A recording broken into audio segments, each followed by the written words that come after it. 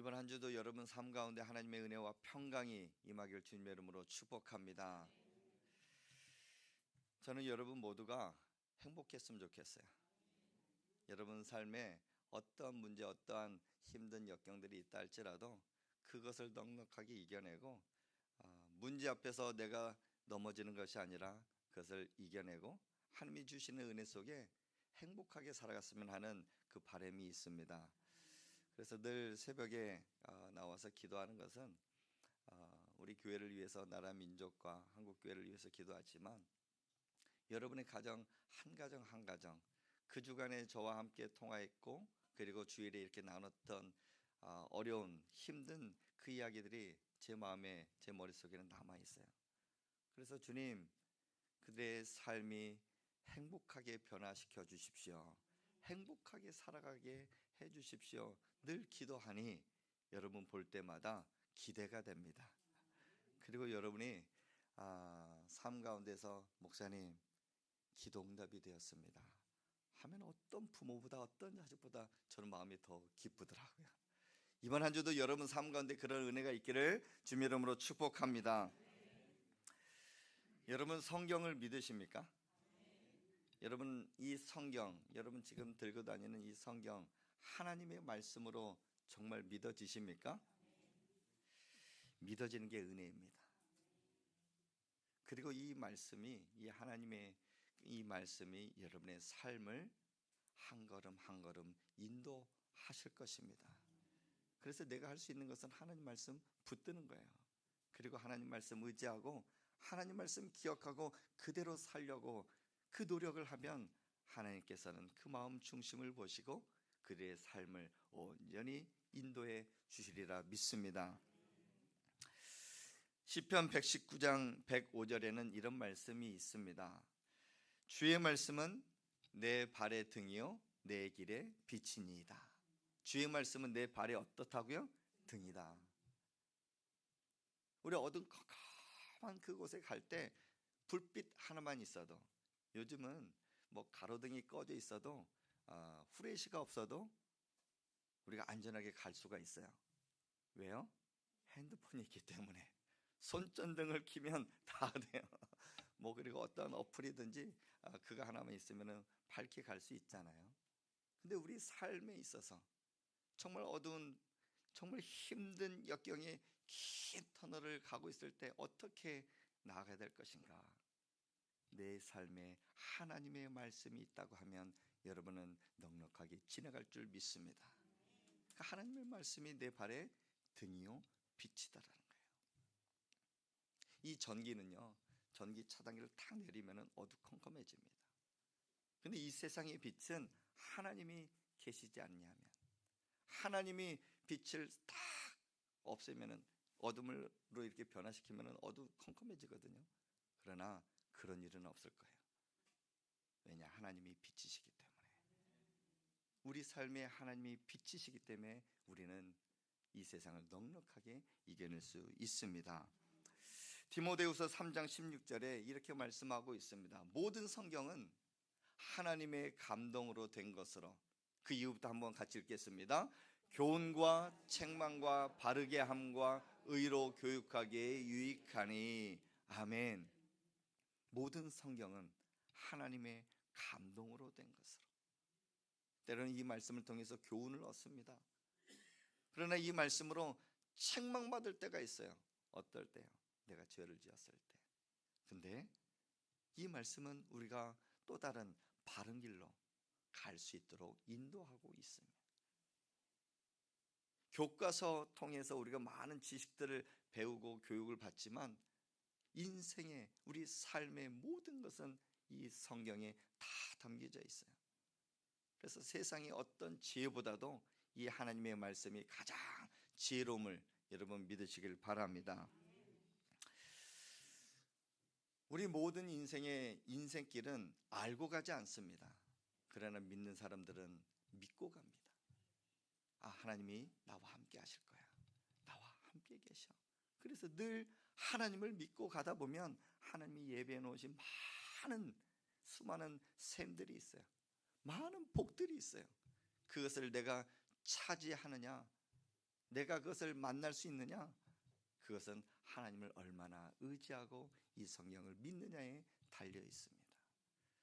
이번 한 주 여러분에게 주시는 하나님의 말씀, 이 성경 말씀을 의지하고 하나님 말씀 붙들고 승리할 수 있기를 주님의 이름으로 축복합니다.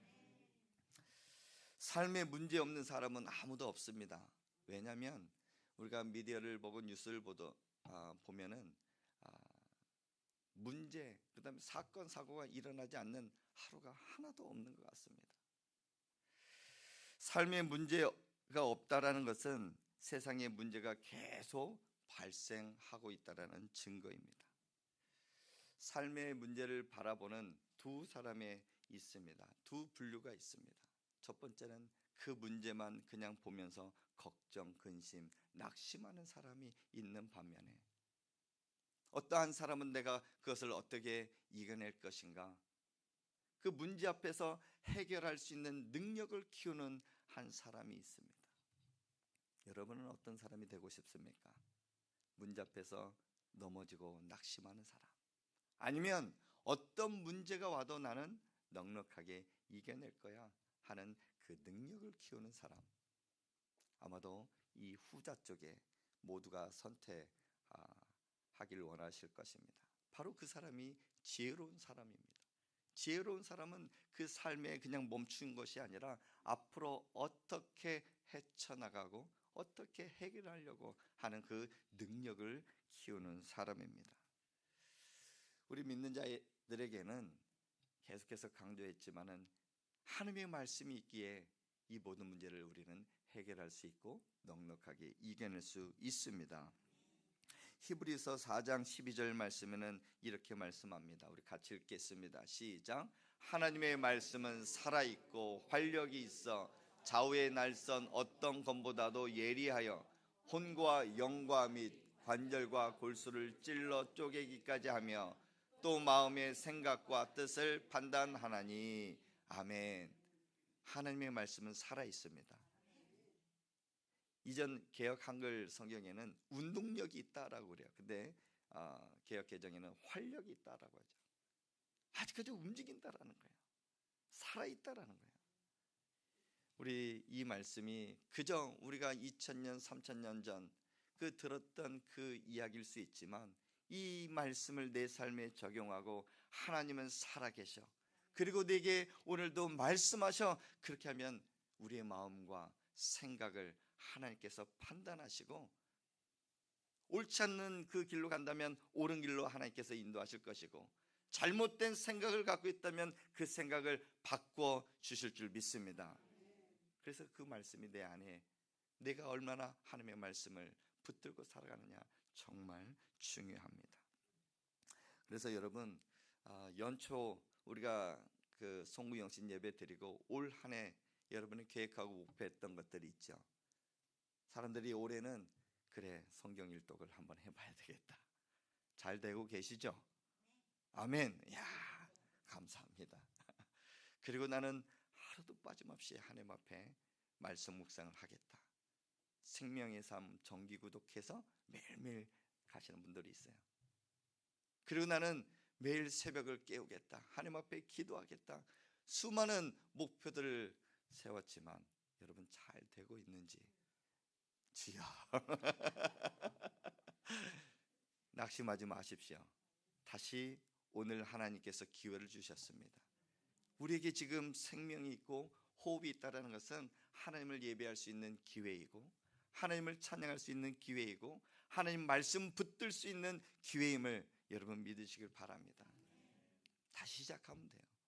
그래서 제가 여러분에게 계속해서 추천하고 싶은 것은 생명의 삶, 매일매일 하나님의 말씀을 묵상하고 한 절, 한 구절의 말씀을, 한 단어의 말씀을 붙들고 살아갔으면 좋겠다 하는 생각이 들어서 4월 달에 고난주간이 시작되는 그 주간에 생명의 삶을 여러분에게 선물로 드린 거예요.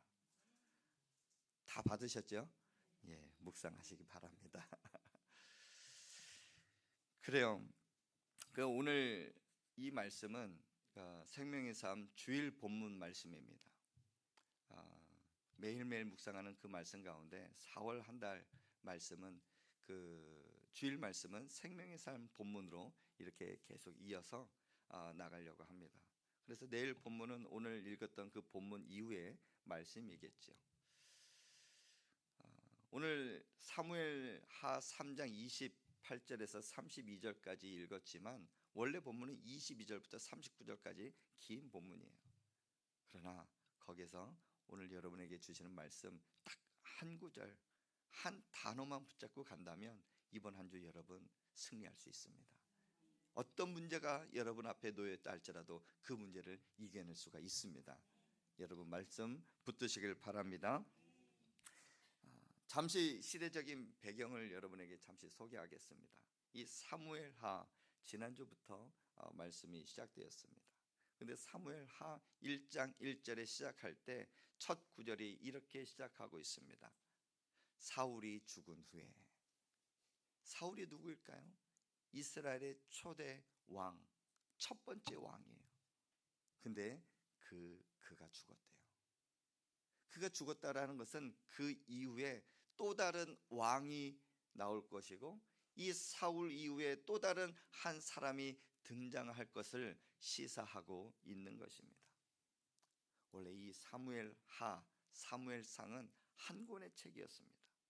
그런데 그 원문의 그 성경을 번역하면서 사무엘상과 사무엘하로 이렇게 나눠지고 사무엘하에 사울이 죽은 이후 사울 그 다음 다윗의 이야기를 하고 싶어 이렇게 나눠진 것입니다.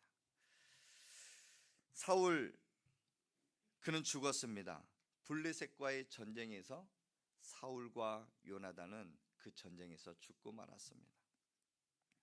하지만 사울이 죽은 후에 아직까지 그 북쪽 이스라엘에 사울을 따라다녔던 한 사람들은 그 사람들은 북쪽 이스라엘에서 살고 있고 다윗은 남쪽 유다에서 다윗을 지지하는 사람들과 함께 살고 있었습니다. 성경을 묵상하다 보면 성경에는 이렇게 말씀하고 있지요.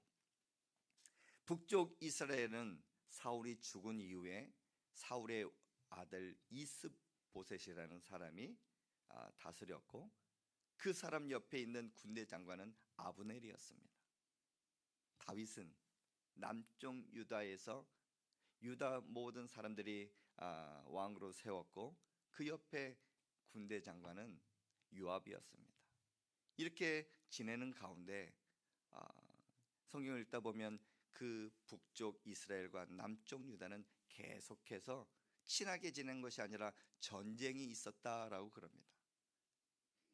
세력 다투 때문에 전쟁이 일어나고 영토 확장 때문에 계속해서 전쟁이 오고 가고 있었습니다. 하지만 사무엘하 3장 1절에 들어서면서 하나님께서는 사울의 가문과 다윗의 가문을 한 구절로 이렇게 표현하고 있습니다. 한번 읽어볼까요? 시작. 사울의 집과 다윗의 집 사이에 전쟁이 오래매 다윗은 점점 강하여 가고 사울의 집은 점점 약하여 가니라. 아멘. 이 말씀 본문이 지난주 금요일 새벽 말씀이었어요. 목요일 밤 이 말씀을 준비하고 말씀을 묵상하는 가운데 제 가슴을 계속해서 뛰게 하는 한 구절이 있었습니다. 다윗의 집은 점점 강하여지고 사울의 집은 점점 약해지더라. 야, 어떤 집은 강해져서 점점 흥황하는 가문이 있고 어떤 집은 점점 약해져 망해가는 가정이 있구나. 여러분 어떤 가정이 되고 싶습니까? 점점 강해지는 다윗의 가문이 될 수 있기를 주님의 이름으로 축복합니다. 점점 약해져서 망해져 가기를 원하는 가문은 한 사람도 없을 거예요. 특히나 우리의 자녀들이, 우리의 후손들이 시간이 지나면 지날수록 세상이 어렵고 힘든 상황에 놓여 있다 할지라도 그래도 우리 자녀들은, 우리의 가문들은 점점 강해지길 원합니다. 하나님 우리의 집안을 온전히 붙들어 주십시오 하는 기도 제목이 우리의 기도 제목 아닐까요? 성경 읽으면서 가문이라는, 그리고 다음 세대, 주일학교, 이런 단어만 제가 보이면은 막 가슴이 뛰어요. 나도 은혜를 받았지만 내 자녀들이, 내 후손들이 그렇게 더 하나님의 은혜 가운데 흥왕하는 가정, 흥왕하는 가문이 되었으면 좋겠다. 그래서 우리 교회의 큰 비전 중에 하나가 다음 세대를 세우는 일이에요.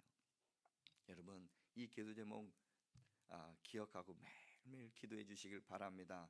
비록 우리 때 지금 현재 이런 상황이 놓여 있지만 세상은 날로 날로 좋아진다는 소식이 안 들려요. 지난주에도 말씀했던 것처럼 뭐 물가는 점점 상승해요. 그 다음에 뭐가 점점 다 올라가는데 남편의 월급과 자녀들의 성적은 오르지 않는 그런 안타까운 소식 전했잖아요. 근데 여러분, 여러분의 기도를 통해, 그 다음에 여러분의 모든 그 믿음을 통해서 우리 후손들이 잘 되어지고 흥왕하는 복이 있기를 주님의 이름으로 축복합니다. 점점 약해져가는 그 사울의 가문을 보면서 그 이스보셋과 아브넬의, 이스보셋은 북쪽 왕이라고 말씀했잖아요. 근데 그 왕과 군대장과 아브넬의 갈등이 점점 심해지고 있는 거예요. 그 갈등 속에서 아브넬은 큰 결심을 합니다. 점점 흥황하는 다윗의 가문을 보고 다윗에게 옵니다. 다윗이여, 저를 받아주십시오. 그리고 제가 북쪽 이스라엘 모든 땅을 왕에게 넘기겠습니다. 저를 받아주시고 다만 제가 넘기는 조건으로 저도 이 남쪽 유다에서 자리 한 자리만 주시면 좋겠습니다 하는 그런 협상이 다윗과 오고 가고 있었습니다. 다윗, 오케이, 그러면 당신 넘어오시고 이스보셋과 모든 사람들이 한 마음으로 같은 동족이니 같이 살아가 봅시다. 다윗이 협상에 오케이를 했어요. 그리고 아브넬은 자기 땅 그 북쪽 이스라엘로 올라가는 길이었습니다. 다윗은 평안히 가라 축복을 하고 그리고 이제 보냈지만은 그 소식을 들은, 그리고 요압, 다윗의 군대 장관 요한이 이 소식을 들은 거예요. 전쟁을 치르고 이렇게 많은 군인들과 이렇게 돌아왔을 때 잠시 아브넬이 왔다 돌아갔다는 그 소식을 듣고 요압은 다윗의 허락을 받지 않냐고 다윗에게 말하지도 않고 그를 쫓아갑니다. 한 우물가에 서서 그 아브넬을 만나고 아브넬을 오라 해놓고 잠시 친근감 있게 하지만 그를 어떻게 합니까? 그 자리에서 죽여버립니다. 이 비극적인 일이 그 자리에서 일어난 거예요. 지금 현재 다윗은 그 모든 상황을 알지 못했어요. 다윗의 입장에 있어서는 하나님께서 그래 15년 전에 내게 기름 부어 주셨고 이제는 통일 왕국의 왕이 되게끔 하는 모든 상황들을 보니 다윗은 가슴이 벅차 있는 상황이었습니다. 그런데 예상치 못한 문제가 생긴 거예요. 바로 자신의 군대 장관 요압이 저 북쪽 이스라엘의 군대 장관 아브넬을 죽여버린 거예요. 다윗이 이제 그 소식을 듣고 많은 백성들이 이 또한 다윗이 시켰을 것이다. 분명히 협상을 요구했고 이제 아브넬이 두 손 다 들고 이 땅으로 이렇게 오기로 결심했는데 다윗이 요압을 시켜서 죽였을 것이다 하는 그 여론들이 다 모아지고 있는 상황이었습니다. 그런데 요압은 이 아브넬을 왜 죽였을까요? 아브넬은 자기 요압의 동생 아사엘을 죽인 사람입니다. 그래서 늘 가슴에 그런 마음이 있었을 겁니다. 내가 그 아브넬 만나기만 하면 내가 언젠가 죽일 거야. 그런 마음이 있었을 거예요. 그러면서 30절에 이렇게 말씀하고 있죠. 요압과 그의 동생 아비새가 아브넬을 죽인 것은 그가 기브온 전쟁에서 자기 동생 아사엘을 죽인 까닭이었더라. 자기 동생을 죽였기 때문에 복수를 한 것이죠. 아브넬을 죽인 사건은 다윗은 진짜 모르는 일이지만 통일 왕국의 이스라엘 왕이 되는 그 과정 속에서는 예상치 못한 그리 일이 벌어진 것입니다. 여러분, 우리 삶에도 이렇게 예상치 못한 문제, 그런 상황을 만날 수가 있습니다. 매일매일 하나님이 주시는 은혜와 평안 가운데 살아가고 있어 행복한 그 삶을 살아가고 있지만 어느 순간 내가 생각지 못한, 예상치 못한 문제를 만나게 된다는 사실이에요. 이럴 때 어떻게 해야 될까? 저는 여러분 주보 받으셨죠? 참 봄이라서 그 표지를 봄의 꽃으로 이렇게 한번 장식을 해보았습니다. 근데 말씀 제목을 이렇게 딱 보면 이 꽃과는 전혀 어울리지가 않아요. 그렇지 않습니까? 그런데 거기에는 큰 의미가 있어요. 여러분 모두가 이 봄의 꽃처럼 눈부신 금의 봄의 햇살처럼 행복했으면 좋겠다 하는 저의 마음, 그런 바람이 있지만 세상에서는 우리를 넉넉하게 이렇게 놔두지가 않아요. 어떤 문제든지 어떤 상황이든지 우리를 넘어뜨리려고 하는 그런 문제들이 있다는 것이죠. 예상치 못한 문제들이 있다는 거예요. 여러분 자녀를 키우다 보면은 갑자기 응급실에 가는 경우들이 있어요. 자다 보면 열이 펄펄 나서 어디가 다쳐서 엄마 학교에서 넘어졌는데 병원을 가야 되는 일들이 있어요. 그러니까 아이에게 전화가 오면 그래도 괜찮을 것 같아요. 근데 갑자기 그 아이 선생님에게 전화가 와요. 그러면 놀라지 않습니까? 무슨 일 때문에 전화를 하셨어요? 네, 우리 어머니 누구누구가 우리 아이를 주먹으로 때렸어요. 막 이런 일 들으면 얼마나 막 긴장이 됩니까?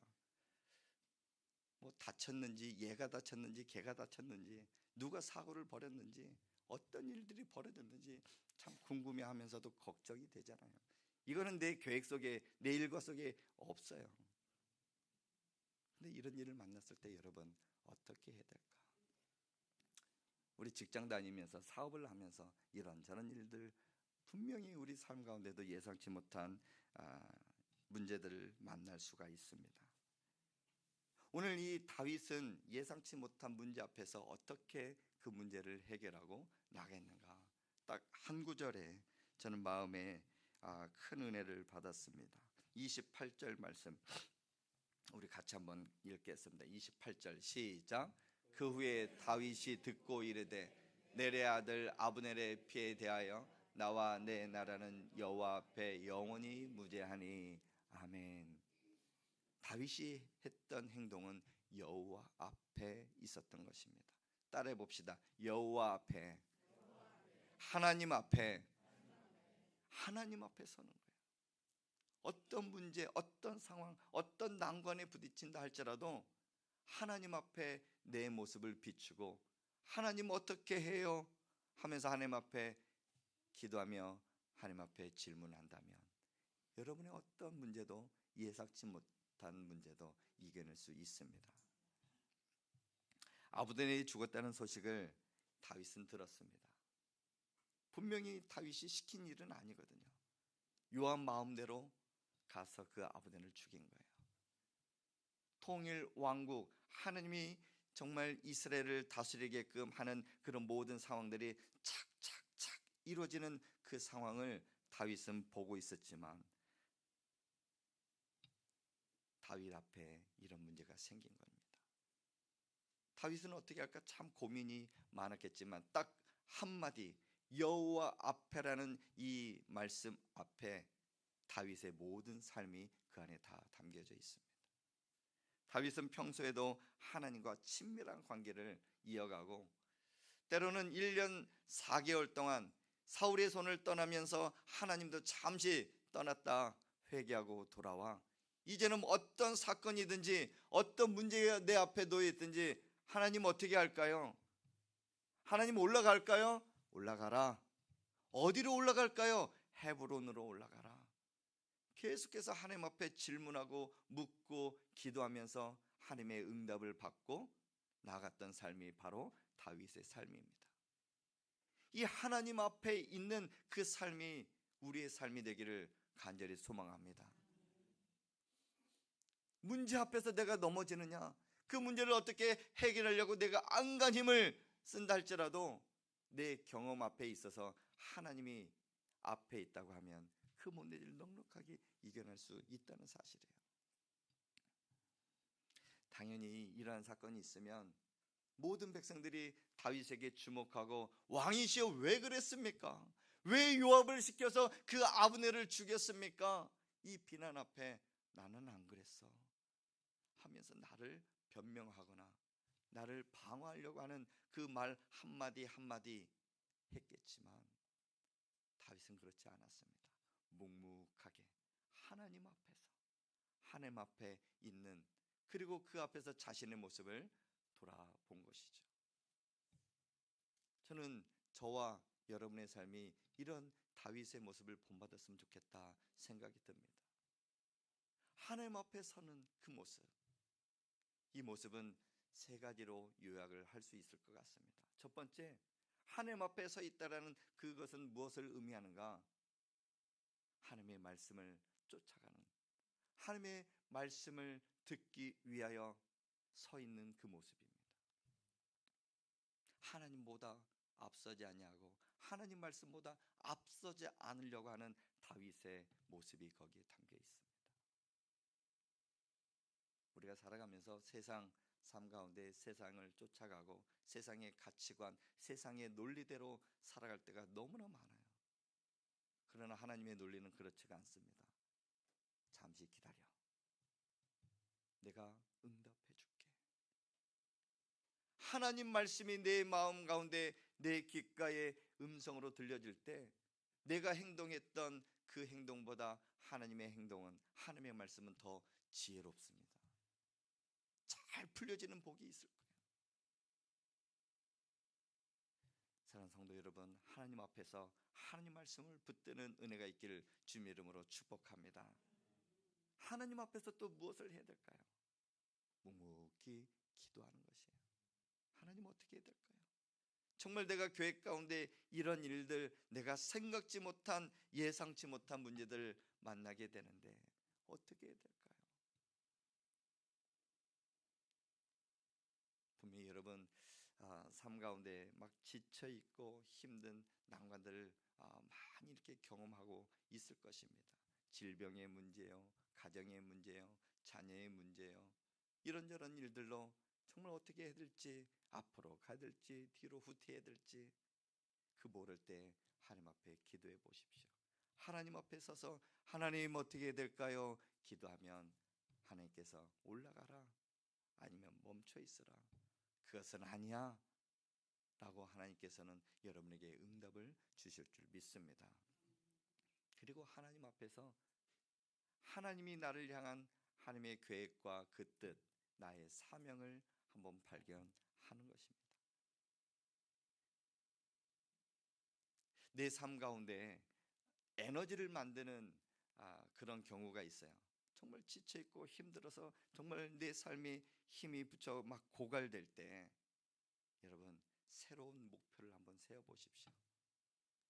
내게 목표가 생겨지고 내게 꿈이 생겨지고 내가 무엇인가를 한다라고 하면은 내 안에 없던 힘, 에너지가 일어납니다.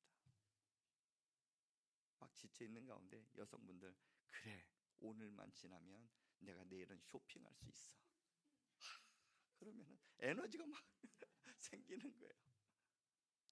아이들 막 공부 때문에 막 지쳐 있어요.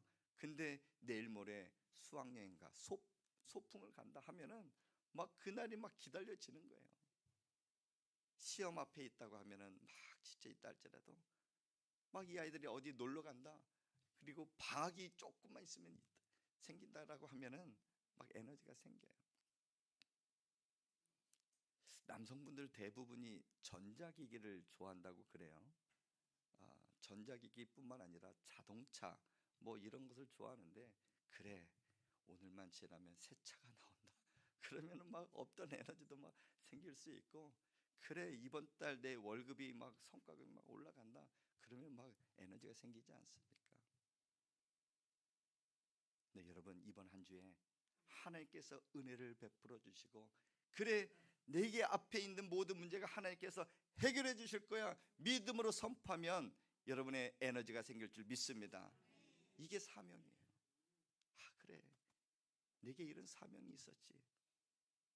그래, 한 영혼을 품고 내가 주의 복음을 전해야지. 내가 믿지 않는 남편을 위해서 기도할 때 하나님 그 마음을 열어주시겠지. 자녀를 축복해 주시겠지. 기도하는 때 기대감이 생기면 여러분 하나님이 주시는 에너지가 있습니다. 여호와 앞에 오늘 이번 한 주간에 여러분 머릿속에 가슴속에 하루하루 지나갈 때마다 하나님 앞에서, 그래 하나님 앞에서 어떠한 예상치 못한 문제가 있다 할지라도 하나님 앞에서 내가 말씀을 붙들고 내가 기도할 수 있고 내게 주신 사명 잘 감당한다면 여러분 모든 문제를 넉넉하게 이겨낼 줄 믿습니다. 이번 한 주간 그런 은혜의 한 주간이 될 수 있길 바랍니다.